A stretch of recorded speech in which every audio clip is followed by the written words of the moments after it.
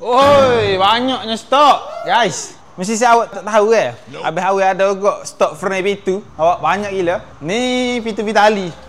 Besar gila. Dia boleh custom ke? Besar gila. Awak, ni design ni. Tu design tu macam-macam design ada. Pakai setakat ni saja ni. Frame besi ada, frame kayu ada. Macam-macam frame nelo ada ni. Frame nelo macam ni, awak panggil frame nako ni. Frame nako 3 round. Ni 2 round. Ni 1 round.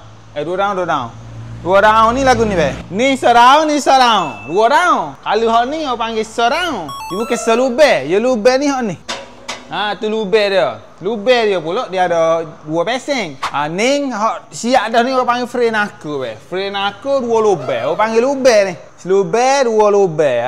Bahasa dia lah. Ni macam ni. Ni selubel panggil. Selubel panggil ni. Ni selubel panggil ni. Lepas tu dia ada macam ni macam ni besi topak, macam tu besi holu. Ni orang panggil 8 round. Dia ada 2 jenis, 8 round dengan 7 round. Ni 7. So 2 3 4 5 ni 7. So ni 7 round besi holu. Besi holu ada holu lah, tak ada besi dalam, bukan topak ni macam ni besi topak. Mahal sikit lah ni mahal sikit lah. Ni exhaust fan pun ada, frame exhaust fan. Frame exhaust fan ada 2 leci dengan apa leci. Macam ni. Ni 7 round. Ni sisi angin ada juga. Sisi angin hot sisi topak.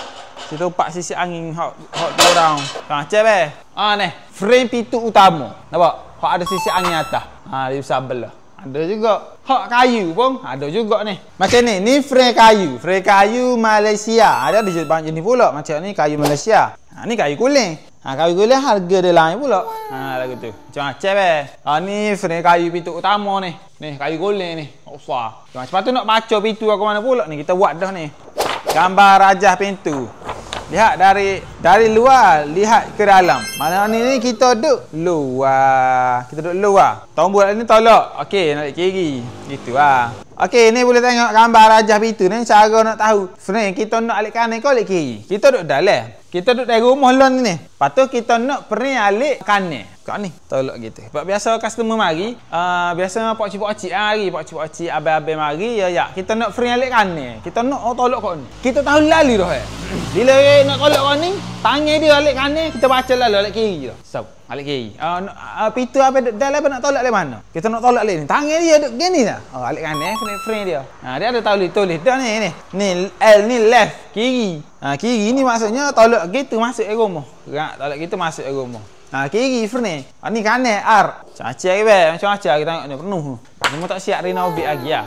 Macam tu. Jadi, kalau saya berminat nak dapat ni, frame kayu ke, frame nelo ke, tengah-tengah sehari tak? Boleh kontak nombor sini, WhatsApp situ lalu, okey? Nak tanya gap, tanya dulu pun tak apa, asal awak WhatsApp je. Okey? Biar habis awal, pilih yang terbaik untuk saya boleh pilih pintu sini, pilih frame pintu, masukin. Biar baru pada bulan ni, habis awal nak buat betul-betul untuk semua barang-barang awal. Dulu, kita orang buat pasir batu saja. Lo ni semua barang-barang hardware boleh beli dan pembelian 299 ke atas dah boleh join dah. So awak bila-bila nak buat rumah mana tahu boleh motor MVX. Hadiah nombor 1 tu, nombor 2 motor juga. Macam-macam lah. Sini cerita 50,000 kita spend untuk hadiah cabut-cabut tua ni.